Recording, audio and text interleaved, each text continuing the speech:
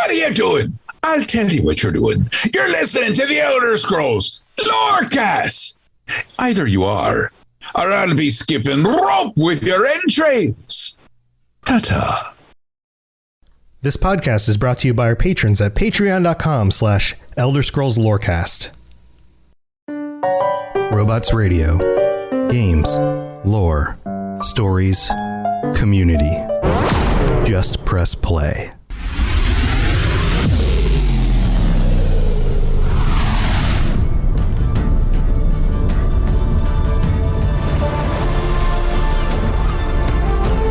Welcome to the Elder Scrolls Lorecast, the podcast where we explore the amazing universe of the Elder Scrolls.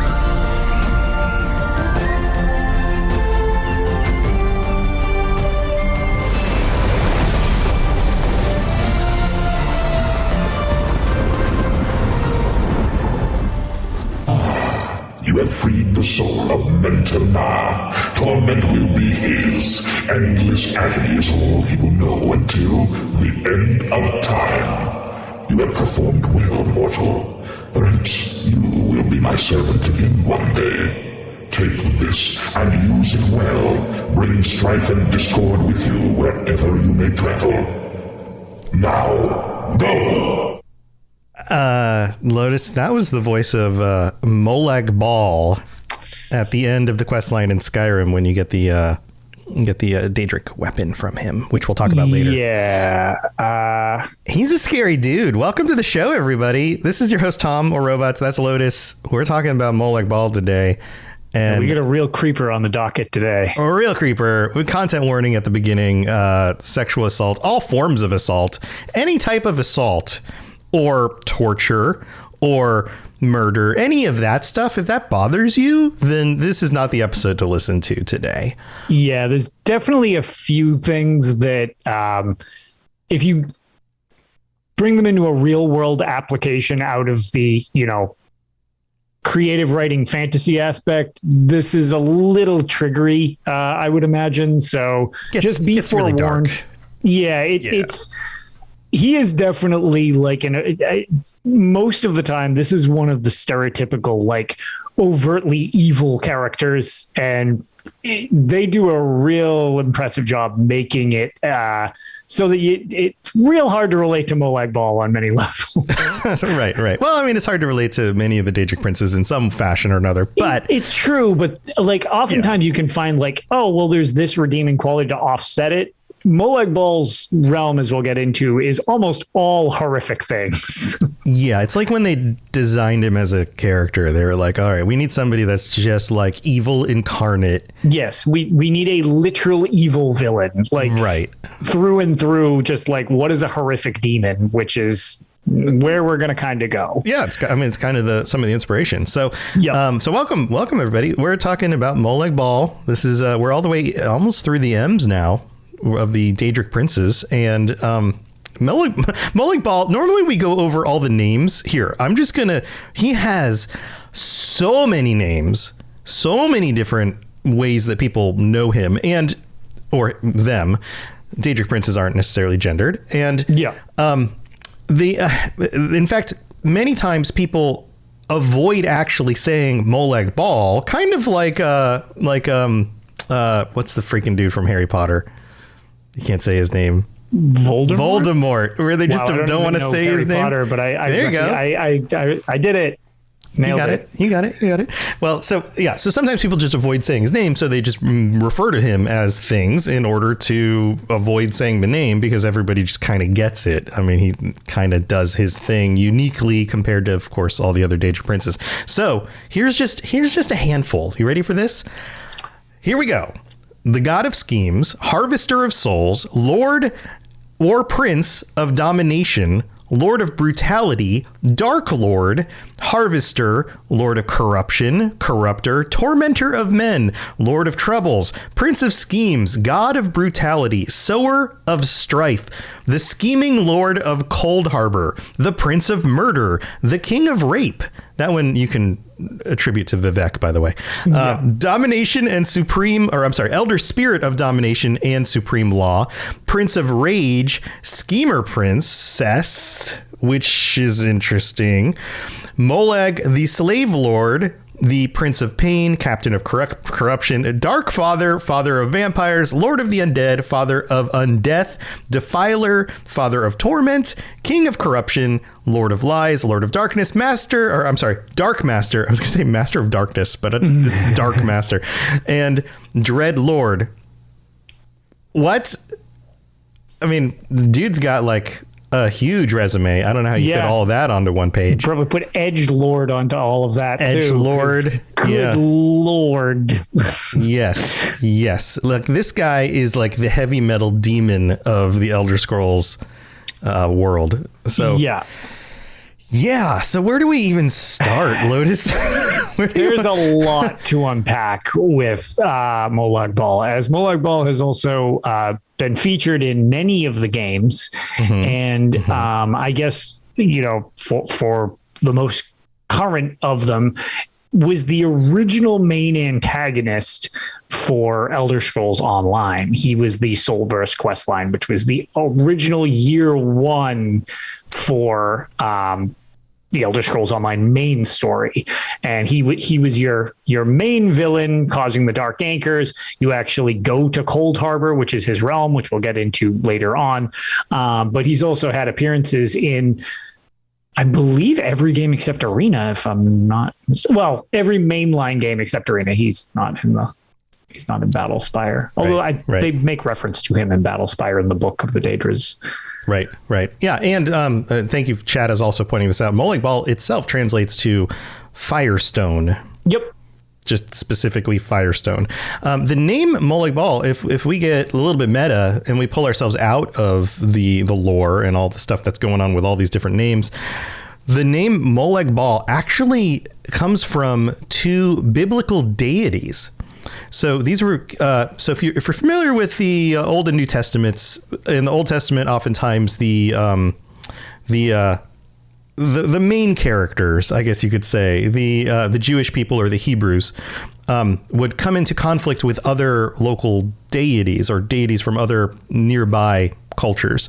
In the Canaan Valley, the Canaanites worshipped a deity by the name of Malak, and another one by the name of Baal, which, if you put the two together, you get Molag Bal, Malak Bal. Malak is Moloch, and Bal is Bal.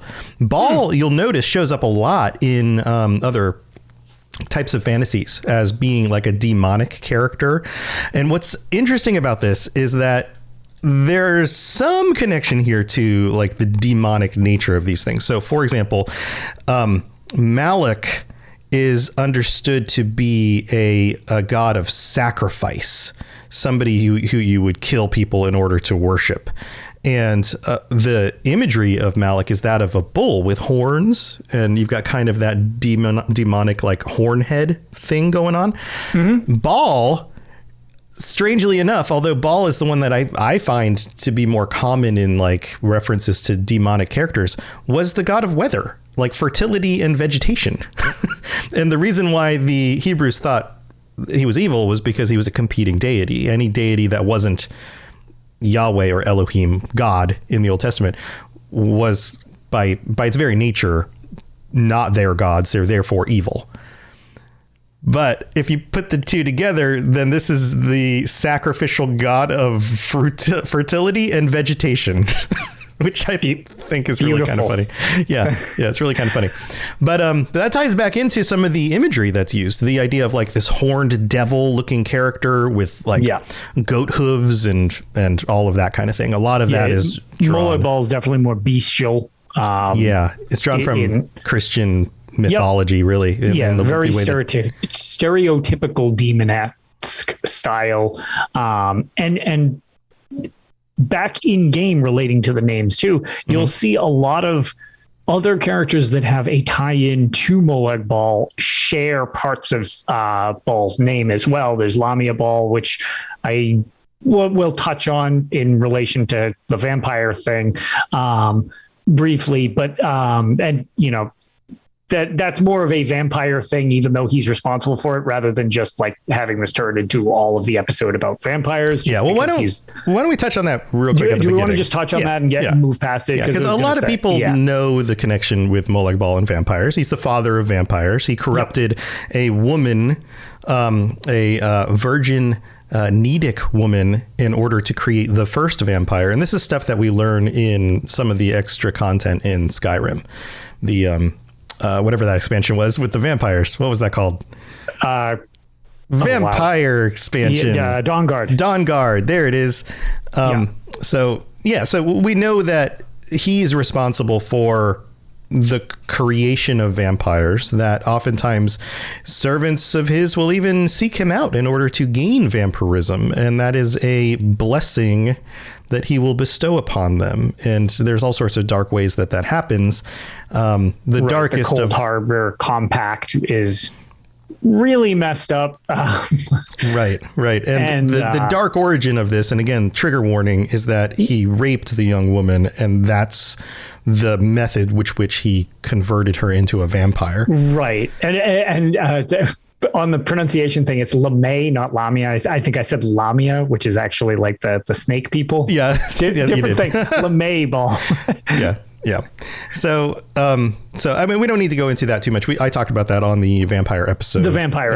So that's a little more in depth on that. But yeah, he's just the creation of that whole thing. And the name, again, is sometimes shared. And another tie-in, just name recognition wise, is in Elder Scrolls Online. There's the Siege of the Imperial City that's currently going on, where it's burning the Imperial Library. Daedra are running amok throughout the Imperial City and all that. And while there's a battle going on in the White Gold Tower, one of the enemies you encounter is Molag Kina, which is another servant of Molag Bal. I actually forget the direct, is it his daughter maybe? Yeah, it's something like that. I forget the familiar relationship off the top of my head. But either way, another tie-in, not sharing the Bal name, but in this situation, sharing the Molag name type of thing. Right. So, which I guess is just fun for creativity's sake. I don't know the reason why you would have Molag one or name Bal or the other name. Yeah, right. Do Daedric Princes have surnames and such? Yes, I don't know. But yeah, we've got that going on.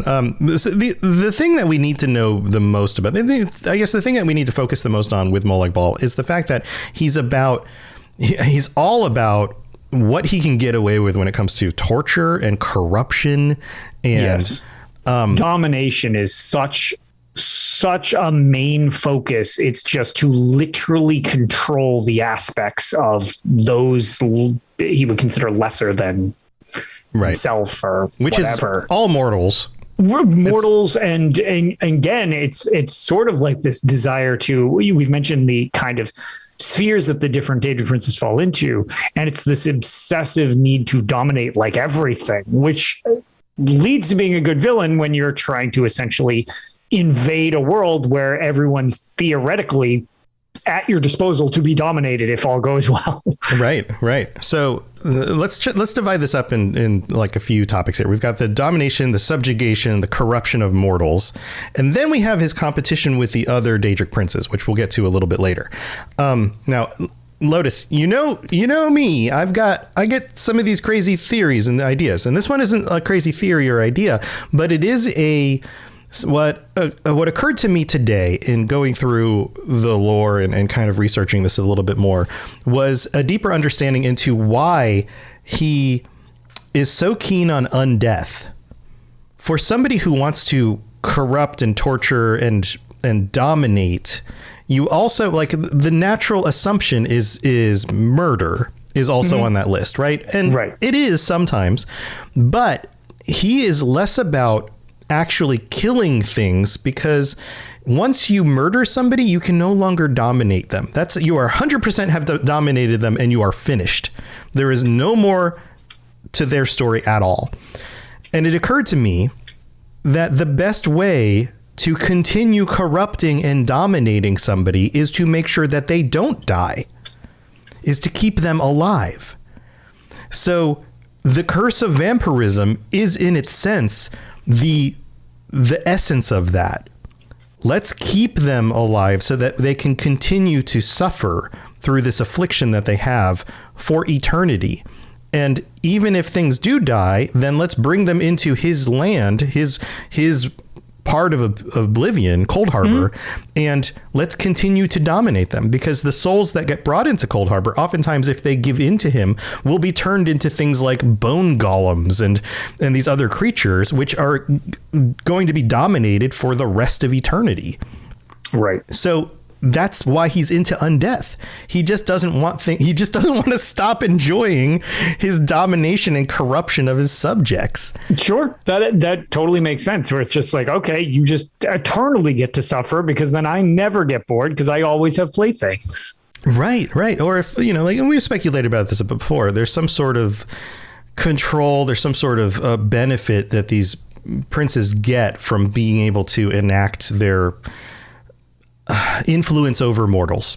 And we've speculated before that maybe it has something to do with their spirits when they die, and we've got many episodes where we've kind of talked about that. But in this case, it's almost like the domination of the mortals themselves is the end game. Like, that is the end. That's why he wanted to invade Tamriel and pull it into Cold Harbor, was so that he could have eternal control and domination over everything all the time. So it's kind of where my mind goes with that. And so therefore, everybody who is immortal is naturally very afraid of him, because he's not like some of the other Daedric princes who, like, Boethia is just done with you, right? Like, Boethia is kind of similar in a certain amount of like rebellion and power, but Boethia is like, all right, well, I'm just going to kill you, and now you're dead. All done, right? But when it comes to Molag Bal, it's like, nope, the story's not that quick. He's going to make sure that you are basically going to suffer forever if he has his way with you. Right. So anyway, that's just one of those things that I'd come up with today, looking at all of how this works in relation to mortals. But then there's the side of him that we have to look at, where it has to do with his relationship to other Daedric princes. And there are a few that he stands juxtaposed with that are absolutely like, he doesn't get along with them at all, which makes sense. Yeah, he's got some enemies. So I mentioned Boethia, right? Boethia makes sense. They have kind of this ongoing rivalry, and it makes actually this ties into the lore from the Dark Elves, the Dunmerry people, the Houses of Troubles, and all of those things. Boethia is one of the good Daedric princes. Molag Bal is one of the House of Troubles. He stands against them, and so that right there is conflict. You have anything you want to throw in about that? No, I mean, I guess kind of in the degree of like, it's just interesting because, like, I guess when you're oftentimes referring to the different Daedra, which, we do oftentimes, one thing that is just interesting, because when we were discussing, the different anticipations and stuff like that in other episodes, and the good Daedra according to Dunmer, a lot of times we even mention, it's like, the concept of like good to them is like, oh wow, that's weird, because it's still pretty brutal oftentimes. But in this situation, it's almost like two different sides of this brutality, where one of them is just like, nah, this is super screwed up, as opposed to this is strife that you're overcoming or something like that. Whereas is kind of interesting that there's that differentiation, where theoretically in other literature or writings or whatever, either of these characters could be considered evil, but in this one it's kind of like, not so much. And actually, as Rob just pointed out, as I wanted to get to, it's one of those situations where it's like kind of the rebel and the king type of thing. And the big one that I wanted to get into is actually not so much Boethia, but I probably next on the list, which we'll be getting into, which you'd normally consider another super devil demon in the series, which is ironic that, again, bitter rivals with Dagon. Yeah. Yeah, so there's Dagon. Before we move on to that, though, one other little note, and I'm not going to dwell too much on this because this is a huge rabbit trail. But in the Lessons of Vivek, Sermon 14, it is claimed that he or they had children with Vivek. Yeah. Which is super nuts and created like mutant creatures. And there's this is a very Kirkbridean thing. It's very Kirkbridean. And it goes on and on and on. And actually a lot of the 36 lessons are related to the slaying of all these horrific little monster children. Yeah. So if you want to fall down that hole, you're welcome to. Maybe we'll do a whole other episode about that and more of what's going on there. That's much more 36 lessons. I mean, it involves Molag Bal, but it's very 36 lessons, which is in and of itself its own beast. Right. But puzzle for yourself a little bit here. Molag Bal and Vivek getting together, making babies. Super weird. But okay, let's move on. So you brought up another Daedric prince. You brought up Mehrunes Dagon. Yes. And which the conflict between the two of them. Because related back to the visual style of them, when you think Mehrunes Dagon, it's very stereotypical, like devil, demon, hellscape that it's in, but it's totally in a different direction from Molag Bal. And interestingly enough, based on what we were just talking about with the Dunmer, Mehrunes Dagon's also part of the House of Troubles, but is opposed to one of the others in the House of Troubles, which is kind of fascinating to think about, where it's just like even the evil entities, quote unquote, well, actually less quotes around Molag Bal, just evil. More quotes around Dagon is a little more ambiguous there, I could say. Even they're at each other's throats just because of the ideological differences they have in their spheres, so to speak. Right. And what's interesting is that they're both, I find them both to be similar in iconography and the way that they look. They both have a kind of a demonic vibe going. Mehrunes Dagon's definitely got more of that like Goro, big dude with multiple arms thing. Correct. But there's still that demonic quality to him, and especially his realm. Cold Harbor tends to have a very cool color palette. It seems to be very dark and blue and kind of purpley, whereas Molag Bal's realm, it's like fire and brimstone, which... No, the other way around. I'm sorry. Mehrunes Dagon's realm is like fire and brimstone. You are correct. Yes. That. Yeah. Again, I truncate all of these names. MD, I just shorten everything in my brain. And we were joking about this in the pre-show. The other one that it specifically butts up against is Meridia. Now, I would consider these three to be the ones that are the most in conflict with him. And Meridia, because of this reverie for life, the sanctity of life and its energies and those kinds of things. This fanatical opposition to the undead.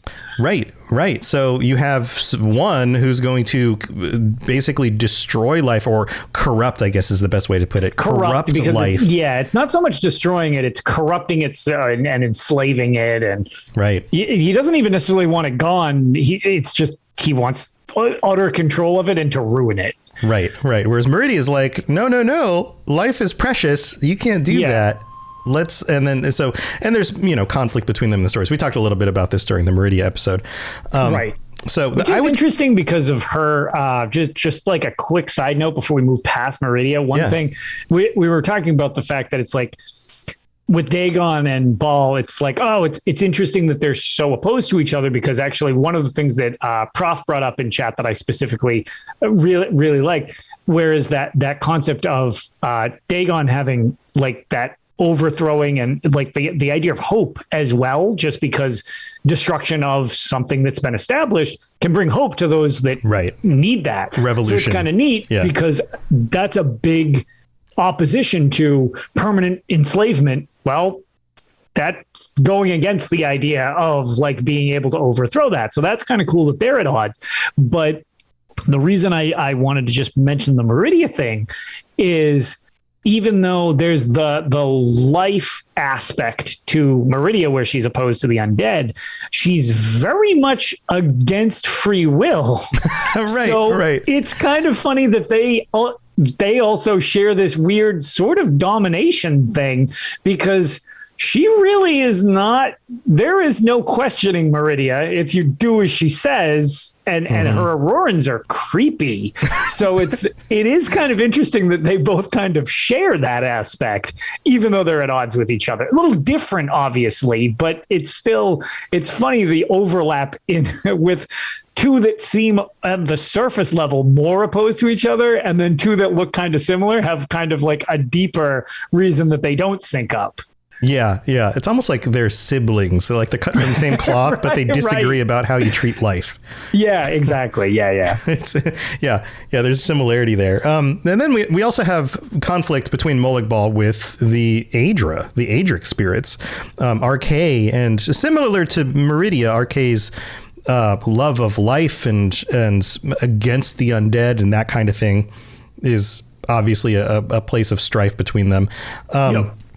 And then Stendar's another one that Molag Bal kind of stands in opposition against. But unlike the Daedric Princes, the Daedric Princes are a little bit less active in the world. So you get a little bit less of that like one-on-one thing, and more of like the followers of these people really don't like Molag Bal.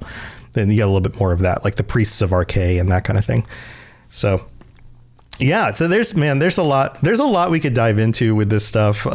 Just like any of these other Daedric Prince episodes, we could go on about him for like 2 hours, but these are more the deeper but still overview kind of episodes. Anything else you want to point out before we move on?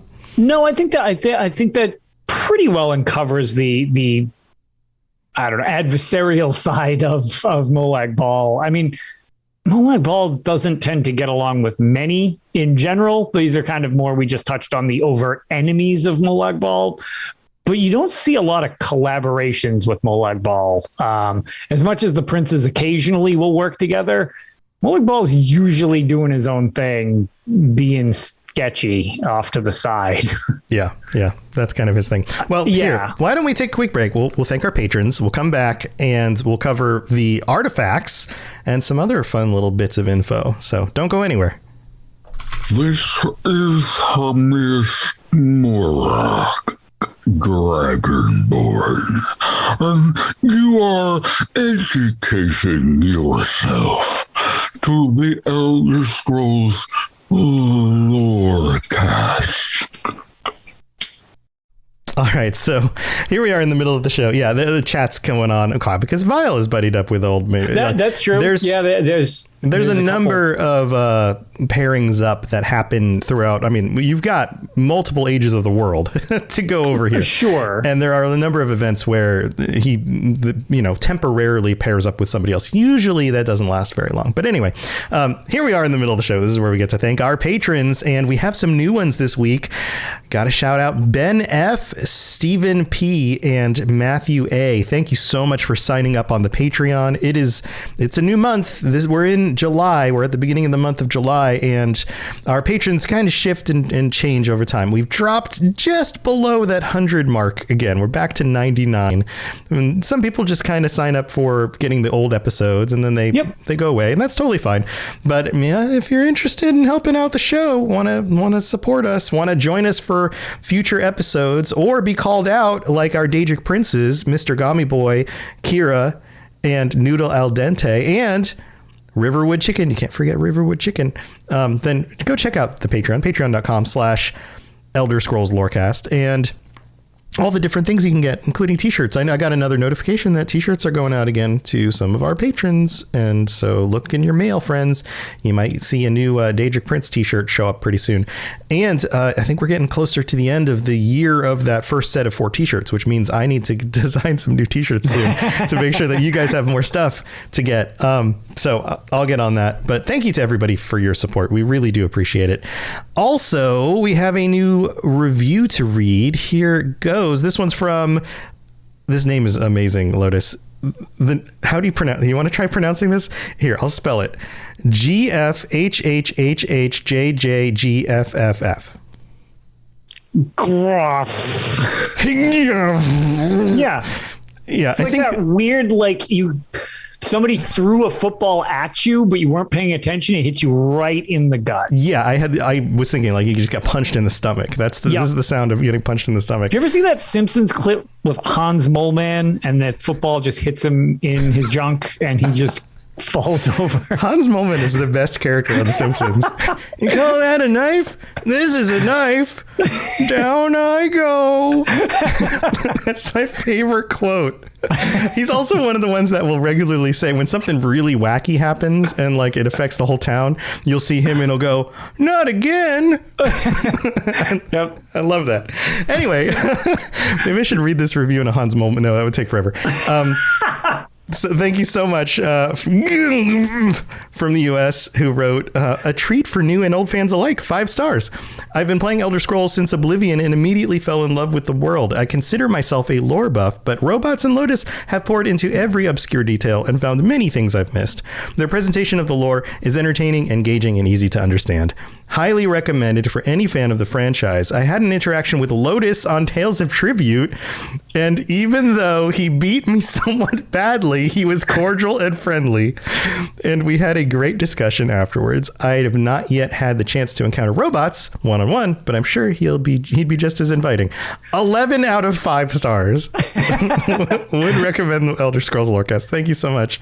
Yeah, dude, like join our Discord, get on here. We're gonna set up sometime in the next few weeks. We'll set up a big Tales of Tribute competition, and you're welcome to come play with us in our guilds. So yeah, that's really awesome. I actually didn't realize that this was from them at first because I hadn't read the review yet. I actually had sent you the screenshot of like that. It was like, hey, somebody recognized me. Lorecast listener.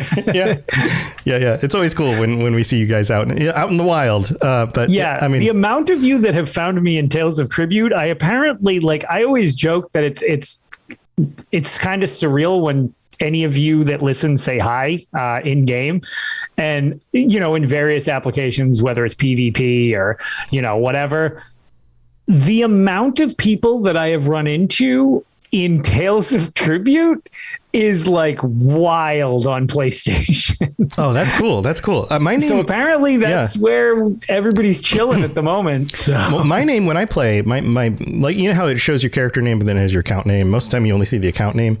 I changed my player name to Robots Radio just in case people wanted to recognize me more. But you still see the account name. The account name for mine on PC is Robots with zeros for O's, and it's all lowercase except for this. So it's like lowercase R, uppercase O, lowercase B, uppercase what looks like uppercase O because it's a big zero. Yeah. So I'm not super recognizable. I could totally get how people would see that name and not necessarily know it was me. But if you do see a Robots with zeros in a Tales of Tribute game, that's this guy. And if you beat me, like send me a note and say, ha, I beat you. Anyway, that's what we got for the middle of the show. Thank you everybody for your support and for leaving ratings and reviews on all the platforms. It really does help us maintain and continue to grow an audience. We really appreciate that. All right, let's move on with the rest of the show. You're listening to the Elder Scrolls Lorecast, dear child of cities. That is why the Night Mother loves you. And we love you too. Oh. All right. Well, that is in contrast to Molag Bal, because I don't think he knows what love is at all. No. That became a song lyric because it rhymed. I'm going to have to write a song about Molag Bal. Perfect. All right, let's talk artifacts. I know this is your favorite thing. I hinted at the beginning with the voice line about the mace of Molag Bal, that's the way you get it in Skyrim, which is terrifying and terrible because of the things you do to that poor guy.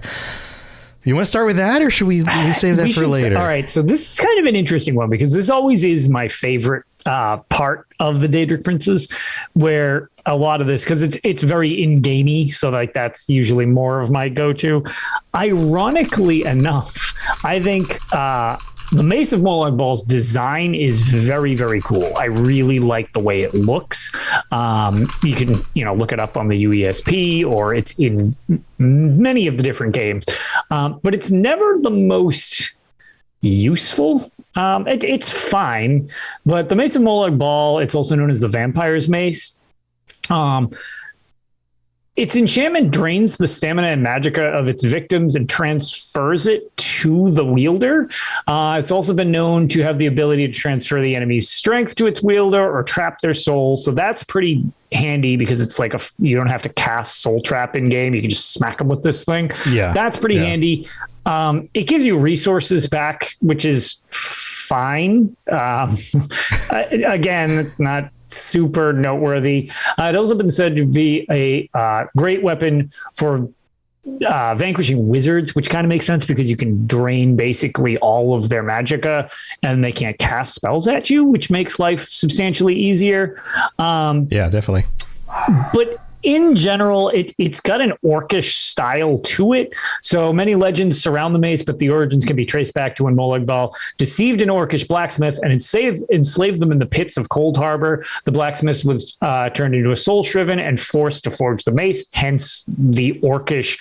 It's not orc, but like it's not necessarily orcish, but it definitely has that orcish feel to it. That just it's in like the design. A blend of like Daedric and Orsimer like kind of styles. Very much similar in style to like the orcish / Dwemer type of feel to Volendrung as well. Yeah. It's got like an in-world thing and an out-of-world thing to it. It's definitely got that type of feel, if that makes sense. Right.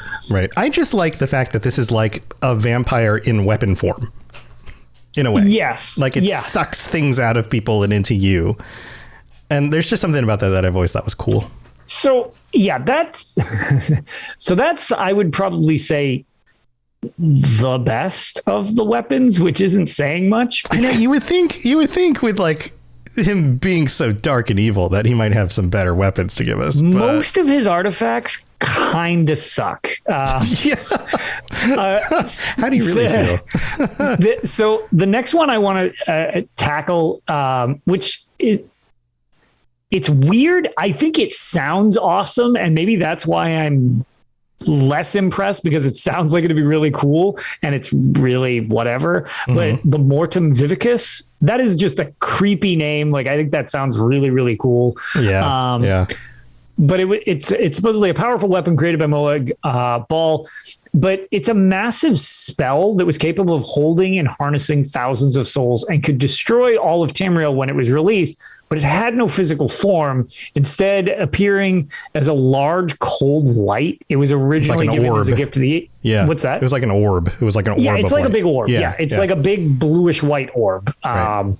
And it was originally given to the Ayleid king, Anumeril, of Abarglass. Abagarless. It's there we go. Abagarless. That's how I think that's how you pronounce it. Nailed it. Yeah. But it's like it's ball exactly. Well, here, real quick, we didn't point out the connection to the Ayleids. That is another thing that's worth pointing out here. The Ayleids worshipped Molag Bal, and correct. And you can see in some of the things that Gut Gardens, that they learned a few things from Molag Bal as well. So this weapon, although it wasn't really a wieldable weapon, it was like a powerful spell, seems related to some of that worship and connection back in the time of the Ayleids. But it's since it's kind of not so much a thing as like a metaphorical thing. I don't know. It's one of those things that sounds like, oh, I could destroy all of Tamriel, but it's just this like floating sphere thing that theoretically is holding souls, but it's like, okay. Yeah. It sounds neat, I guess. This is one of those concepts that came about because of Elder Scrolls Online in like a story plot point, but didn't really get fleshed out in any of the other Elder Scrolls games. Exactly. As like a wieldable weapon or anything like that. Yeah, that's why I think it falls a little flat, where maybe if it was more fleshed out, it would have more to it. Right. Well, we can move on from that one because there's really not a whole lot to say about it without getting into the whole storyline where it and to be fair, a lot of these won't have an awful lot about them, which is why it's like he's so prominent. It's kind of weird that there's really not. Well, he doesn't want to give anybody any means of fighting back against him. I guess that's true. He wants to limit what you're getting, because there's also, we'll just go to the next one we'll cover is the Crown of Bones. Which again, a cool name. Crown of Bones.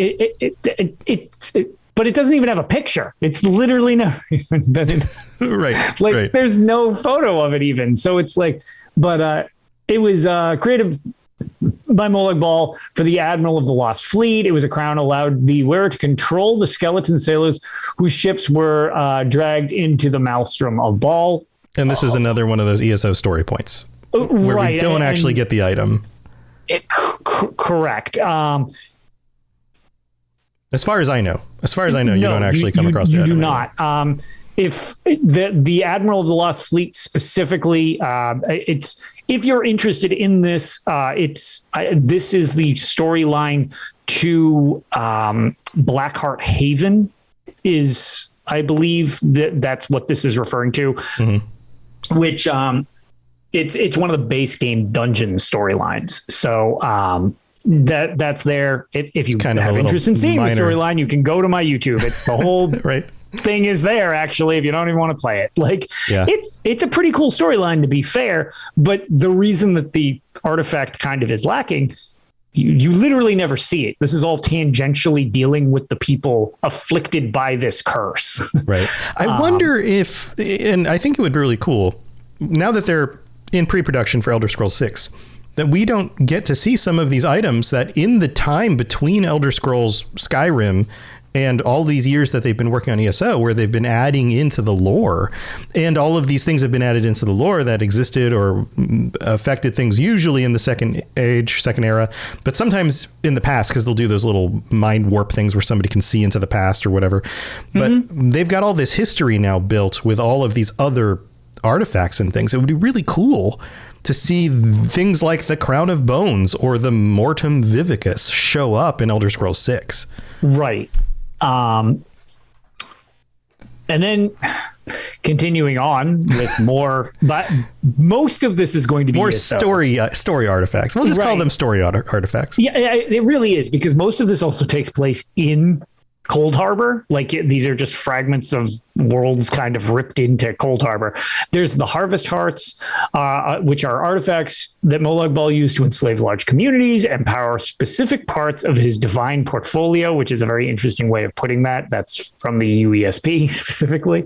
But this comes about during the plane meld. The vestige, destroyed the heart within a portion of Cold Harbor known as the Orchid. And it's Orchard. An orchid is a single flower. The orchard. An orchard is a lot of flowers. Yeah. Which is, what do you call it? It's this like vampire graveyard thing. We don't really need to go too much into this because it's its own storyline, again, pretty good as well. So it's just later on in the Cold Harbor section of Maybe we should ESO. Make like a mental note of which of these stories we should go back and like flesh out in more detail, because it would be fun to kind of dive into some of the details. So far, the majority of these are like the Crown of Bones, the Mortem Vivicus, the Harvest Hearts, all are quest lines in ESO. Like they're directly related to that. Stones of Coldfire. So again, cool name. Cool name. And the 7 Stones of Coldfire are artifacts that were gifted directly to Molag Bal, or from Molag Bal, and distributed throughout the Daedric ruins of Vardenfell that were dedicated to the Lord of Lies. These stones hold the power to summon and compel Daedra. They were used during the interregnum by Mistress Dratha to make a deal with the Dorma named Zinkayez, I believe is how you pronounce that. Zykanez? Yeah, I think in game they might actually say that as Zinkayez, but Zinkanai. It's spelled with an N. Yeah, it's an X. Yeah. These Dremora always have X's and Y's. And the X's and Y's. XYKENAZ. Yeah, Zinkanez. Well, whatever. It's to prolong her life. That's what happens. The stones were located at Ashalmawai. Perfect. Balor. Oh my lord. These are Daedric ruins. Let's try this. Esutanimus. Okay. Kushtashpi. Ramimilk. Ramimilk. Ramimilk. And Yansuramus. And Tusenend. those were wonderfully stated. There you go. Names. They're all just locations around Vardenfell. Yes, they are. Those are Daedric ruins around Vardenfell, again, in ESO. And again, they're black stones with like this weird blue swirl, like blue flames in them. And that's it. That's about it. That's really go play ESO. All right. And then there's one more. There is one more. And it's the vampiric shards. You want to cover the vampiric shards? Yeah, I mean, this is another ESO thing. So the vampiric shards, another ESO thing. So we'll just cover it real quick. The vampiric shards are foul relics that corrupt whatever they come in contact with. When the Saxleal village of Haj Uxith was brought to Cold Harbor, Molag Bal gave the Argonians one of these crystals to keep their Hist alive. It was the only thing sustaining the Hist in Cold Harbor's inhospitable soil. Over time, the shard poisoned the Hist. The Hist was dying, and the shard kept it from passing, forcing it to endure constant torment. Beautiful. It goes back to the whole undying thing, keeping things alive. Like, why would he help them out and keep the Hist alive? So he could freaking torture it forever. So he could torture it for all eternity. Right. And again, this is you will find the Argonian Zanmir in Cold Harbor in ESO. There's this Argonian village that they're referring to with this dying Hist. It's another portion of the Cold Harbor zone in Elder Scrolls Online, and that's the extent of this artifact as well. Yeah. So those are the artifacts. Not a whole lot of super interesting stuff if you're looking for things you can wield in the games. But they kind of, without sounding like super dismissive, outside the Mace of Molag Bal as a Daedric artifact, the rest of them seem like story MacGuffins, really. And that's pretty much the extent of their existence. They have their one quest they relate to, and that's pretty much the extent of anything you deal with them. Right. You know what'd be really cool is, so there's different origins for artifacts. Sometimes the artifacts are crafted by a Daedric Prince. Sometimes they're crafted by somebody in service of the Daedric Prince. It would be really cool to get an artifact that somebody who was being like enslaved by Molag Bal used, like was able to siphon off some of the power or something in order to create an artifact to fight against Molag Bal, in order to try to break enslavement, you know? Yep. And he would still be like wielding the power of Molag Bal, like, because maybe they were like in close servitude with Molag Bal or some of Molag Bal's other, you know, realm or whatever. Sure. Some source of power. I'm sure they can come up with a reason, right? But then like that would be like a weapon that was specifically tuned to fight against Molag Bal, but also came from, or maybe it was like a piece of Molag Bal's like horns or claws or something like that, like turned into a weapon. Right. That would be really, really cool. There you go. Elder Scrolls 6 team. There's your idea for the week. You can have that one. You can have that idea. Yeah, just name it the Robot's Blade or something, which doesn't make any sense. No, that's very lore friendly. Name. Doesn't sound like it's coming from Fallout at all. It's a bad name. It's a very bad name. Okay, don't do that. But if you do use the idea, let me know. Just give me a little nod. Just be a little. All right. Name it something else and then just put a winky face at the end. We'll know what it means. With a winky face. Molag's pain razor. Winky face. Winky face. All right. So we've covered all the main stuff. You want to talk about some other funny little things? I mean, there's a lot of other things we could cover in this episode, but I think it's time to move on. So this is a fun little note. Molag Bal in Daggerfall. Do you remember what color he was? Isn't he green? He's green. Yeah. He's a big old green looking like demon guy with hooves, which is cool. He kind of looks like he belongs in Doom. Yeah, he's kind of got like that Doom bad guy vibe going on. It looks for a gauge. Again, you can go to the UESP if you want to see him. His little animated GIF is there. It makes me think of the Hell Barons. From Doom or Doom 2. Yeah. Well, I mean, that was the state of the world back then. I mean, Doom was huge. Right. Back when they were working on Daggerfall. Yeah, he definitely has that vibe going to him. Yeah, I totally get that. Here, let's talk about the voice actors. So there's two different voice actors. The one that voiced the stuff from Skyrim is different from the voice actor in Elder Scrolls Online. The voice you heard at the beginning is Christopher Corey Smith, and ESO's voice actor for Molag Bal is Malcolm McDowell. And some of these names you've heard before because of doing other things. The filmography for Christopher Corey Smith is pretty substantial. There's a lot of like animated types of stuff. Bleach is one that a lot of people would recognize. Ghost in the Shell. And these are minor characters, medical student, homeless man, things like that. But a very long list of things every year, starting in like 2003 up until current time. So most of this stuff is like anime and then other types of animation, a little bit of film work, and then video games. And the video game list starts with Spider-Man in 2000. He does a bunch of like superhero type stuff. X-Men's Revenge. He played Mr. Sinister, Apocalypse Colossus, and Soldiers. And then you get to the Elder Scrolls Skyrim, where he was only Molag Bal. Sometimes these actors end up doing other characters as well. Yep. Just Molag Bal. And then has continued to do lots of video game stuff ever since then. Very, very prolific voice actor. You'll probably recognize the voices, if you play enough different games, watch enough different anime, those kinds of things, you'll see him popping up over and over again. Malcolm McDowell is interesting because Malcolm McDowell was in A Clockwork Orange. Did you know that? 1971. Wow. Yeah.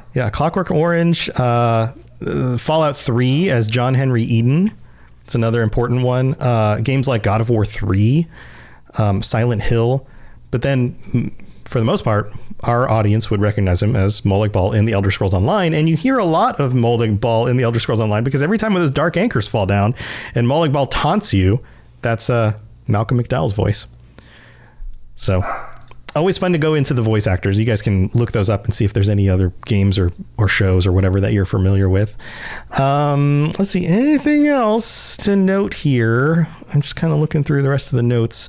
I think we covered everything else, but most of it kind of came up with in the conversations that we've already had. Do you have any other final thoughts? No, I was going to say for a good gauge, you never really attend Cold Harbor itself, the realm outside of Elder Scrolls Online. But one thing that I actually just thought was kind of interesting about Cold Harbor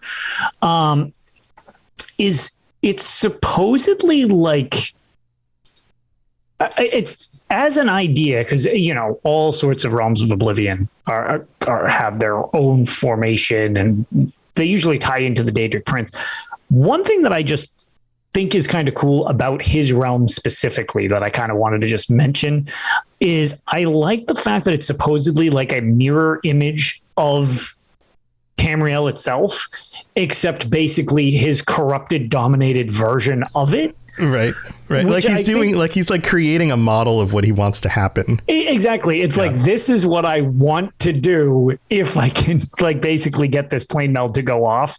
So it's just like, I really feel like it's a blueprint of what he hopes he could actually do. And he just manifested it into his actual realm. Yeah. Like his little test run before he actually. Right. Which as a realm is kind of interesting that it's just like, it's essentially just crappy version of the real version of Tamriel. Yeah, that's funny.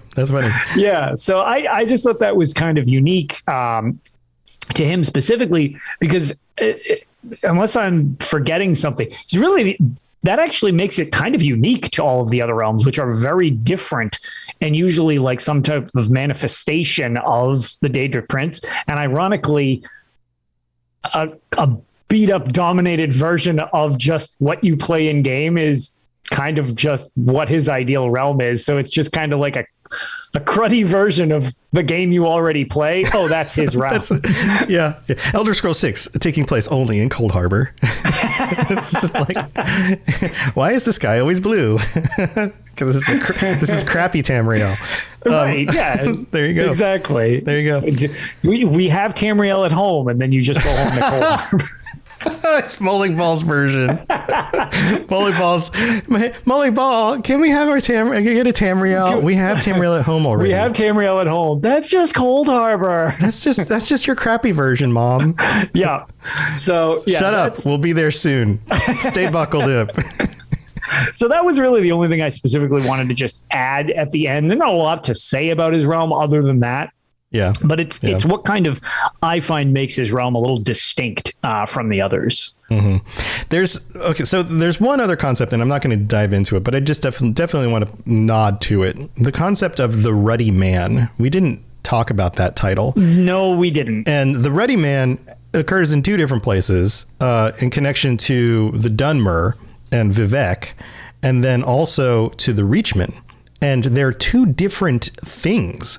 Supposedly, they are not the same reference, even though they both are references to Molag Bal, but they're not referencing the same exact events. It's like the names co-evolved in their own ways based on interpretations of what was going on at the time in two different locations. Which is weird because that's something that happens in the real world. Oh, yeah, absolutely. So it's kind of neat that that's in the story as well.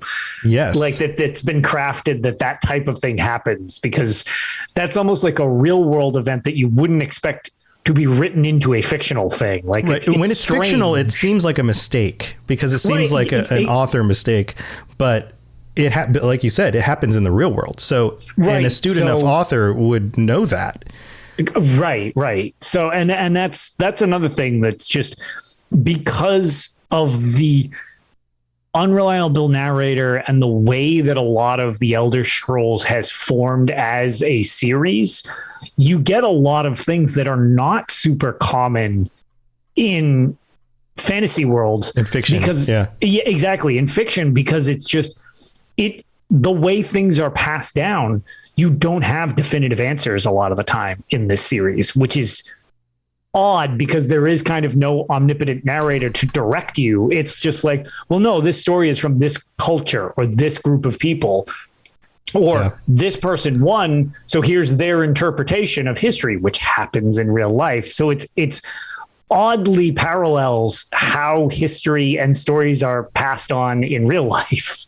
Yeah, it's very interesting. So maybe we'll do an episode on the Ruddy Man and the two different versions of that in the future. That's another one to kind of stick a feather in our cap. Get back to it later. That almost seems like that would go along with the 36 lessons if we get into that, and the many horrific little children spawn of them as well. All right. I feel like that'd be a project in and of itself. That would not fit into the last 4 minutes we have for the show. No, absolutely not. But we'll get around to that stuff eventually. There's just so much to cover in Elder Scrolls lore, and we've been doing this for years now, and we're still not anywhere near the end. So, so stay tuned for that in the future. Lotus, do you have anything going on you want to share? How's Tales going? Tales Tampering? Tales is going well. As always, just kind of continuing with the events. Really been enjoying High Isle, although, I've made no bones about, I think this might be my favorite expansion to the game yet. I really, really enjoy it. Mm-hmm. But I have had so many technical problems with it. Really? Wow. I actually have not encountered a portion of the game that is not broken. Not a single portion, which is very frustrating. I think I had one hiccup on one quest that just kind of stalled out. We've had to actually stop doing things with my group because they're so unplayable. Is this in dungeons and trials and stuff? It's everything. Literally everything. Really? There's no portion of the game that works 100% correctly anymore, which is very frustrating because all I want to do, because I love the expansion so much, is play it more. But achievements are broken, rankings are broken, quests are broken, world bosses are broken, dungeons are broken, trials are broken. Yeah, we did. We got together with the guild. We did have an issue with the world boss. Yeah, and it's nothing is, and the big thing that I've been saying, nothing is game breaking, but each of them adding up has been very frustrating as a whole. Right. It makes you want to pause and come back later. Correct. It's just been a lot of little things. Honestly, none of them are that big of a deal. But the fact that everything we do kind of has something that on the bright side, we've also found ways around some of the stuff. Mm-hmm. But just needing to account for that has been frustrating because, like I said, I love the High Isle expansion. So all I want to do is spend my free time playing it. Right. And when you run into stuff like that, it's like, oh God, so do I be aggravated, but also keep playing because it's fun, or do I stop, but then I'm jonesing to play it more? Like, it's this weird balance, which we just got a patch on PlayStation. So hoping that some of that works out to patch it, because I know PC got a patch a little sooner than us, as you got the expansion sooner than us. Pretty common. So hopefully that corrects some of the issues at least, because so far I will say, that stuff aside, I love High Isle. And I've had way more fun with the card game than I expected. I'm not great at it, but I like the zone. I like the card game. I love the zone. The story's been fun so much. And the events in the zone and the world bosses in the zone, they're so good. There are a lot of, the new trial is great. The way the island is designed, and the rocks come out of the water, and the fact that you can come across these rock formations that were placed by ancient cultures that are part of this, and you just kind of come across them as you're running across the landscape. There's a lot of cool little hidden bits, I feel in the design of the world, which is really cool. So I agree. I think it's they're getting and we've talked about this for years. Every time they release a new zone, it seems it's cooler than the last one. Right. And this one, I just feel all aspects of it hit exactly what I was kind of looking for, even if I didn't know I was looking for it in a couple aspects. So I've really been enjoying it despite the technical issues that I've had. I guess that speaks even more to it, because it's that hasn't even dampened it that much in the grand scheme of things. But I'm going away this weekend to the beach. So I believe Ark and Promethean, who has actually returned to Tales last episode, which was great because he hasn't been on in forever. I think they might be attempting to host a show, even though I'm away this weekend. Hopefully it all works out. But I was going to say, if you're ever interested in the other show that I do, which is much more just topics of discussion in Elder Scrolls as a whole, as Tales of Tamriel. But other than that, just kind of been playing and enjoying the new expansion now that we've got it. Nice. Yeah, so I've got my stuff, robotsradio.net, for all of my shows. If you're into Fallout, there's the Fallout Lorecast. If you're into Lord of the Rings, there's the Lord of the Rings Lorecast. If you're into doing podcasts or want to learn more about doing podcasts, then you can join us as part of the Rocket Club, where I work with other creators and help them launch their shows and make sure that they're able to build audiences and create the best kind of show they possibly can. If you don't want to sign up for that, there's a book I wrote about podcasting. All of that stuff can be found at robotsradio.net. And my other side project I'm working on is I've been writing more music, and I will be releasing bulks of music, basically sets of EPs. The first 3 are going to be lo-fi, and they're going to be copyright free. You can use them on stream. You can do whatever you want with them. You can listen to them on Spotify. You can add them to your playlists. You can do all those kinds of things. So I'm working on getting that stuff launched in the next few weeks. The first EP will be up. I'll be putting more music online as time goes by, and eventually just kind of building out a catalog for people to use for streaming and doing all sorts of other things. So that's all under Robots Radio. It's going to be on Robots Radio is the name of the band on Spotify. So I was like, easy to find. There you go. You can find it. So go check that stuff out. And that's what I got going on. We'll be back next week with another Daedric Prince. And I think that's it for this episode. Thanks for tuning in, everybody. We love having you here. Stay safe out there. We'll see you next time. See you later. Thanks for joining us. We'd love to hear from you. You can reach me on Twitter at robots_radio or Lotus of Doom at Lotus of Doom. Also, you can join us on the Robots Radio Discord channel. You can easily just search Robots Radio Discord on Google or check the description underneath the podcast. Also, this podcast is recorded live every week on Thursday nights, 9 p.m. Eastern, 6 p.m. Pacific on the Robots Radio channels on Twitch, YouTube, and on Facebook. So just search Robots Radio on any of those platforms. Come join us. We'd love to chat with you while we record the show, or before or after. Either way, just come hang out with us. And if you're looking for more information about my shows and the shows on the Robots Radio Network, go to robotsradio.net for all the information about all the shows on the network, including the Robots Radio Rocket Club, where I help both new and existing podcasters to grow their shows shows, build their audiences, and create the best podcast they possibly can. All of that at robotsradio.net. We'll see you next time. All right. Yeah, Ben's outfit looked awesome. Oh, yeah, that thing was wicked cool looking. Yeah, very, very cool. All right. Well, my wife and my son have been on vacation this last week. They were up in the Carolinas hanging out at her grandfather's cabin. Her grandfather passed away just like the last year, but he has a cabin up there, and the rest of the family uses it for vacation stuff. So okay. They went up and did that while I stayed here and, did stuff I needed to do and continued working and things. So they'll be back tomorrow, which will be nice. Nice. I've been batching it up, eating terribly, and hang out with my dogs. So that'll happen. Yeah, I was gonna say I'm around. After work tomorrow. We're leaving in the morning. We're heading to the beach for a couple days with basically all of our in-laws. Everybody just kind of rents basically an entire block of a hotel. Nice. And then we just, since there's so many of us there, we just chill at the beach. Like people will go out to eat. You're bound to find somebody who wants to go out to eat at the same time you do. Right. It's nice to go on vacation with a group of people because it feels like your options increase for stuff. Exactly. And it's like you can do your own thing, or if you want people to do it with, you can group up and do it. So that's it's a yearly thing we do. That's cool. With her family. So yeah. Then the beaches up in the Northeast are so much. I mean, everyone's like, oh, the beaches in Florida are beautiful and stinking hot and terrible if you like being in a desert. Yeah. If that's what you think is nice, I would much rather be on the coastline of the northern US. Sure. And I don't know, that kind of environment, or on a boat, Yep. I don't want to sit on a freaking desert. That sounds terrible. Anyway, that's just me though. So have fun up there. That sounds appreciate cool. it. And but I'll be back again by midweek, so I shall be back for the next show. Awesome. All right, chat. Thank you for hanging out. So glad to see you guys. ESO has been awesome. I've been seeing everybody in the chat playing and stuff. I've been meaning to jump in and join you guys again. I just need to find time to do it.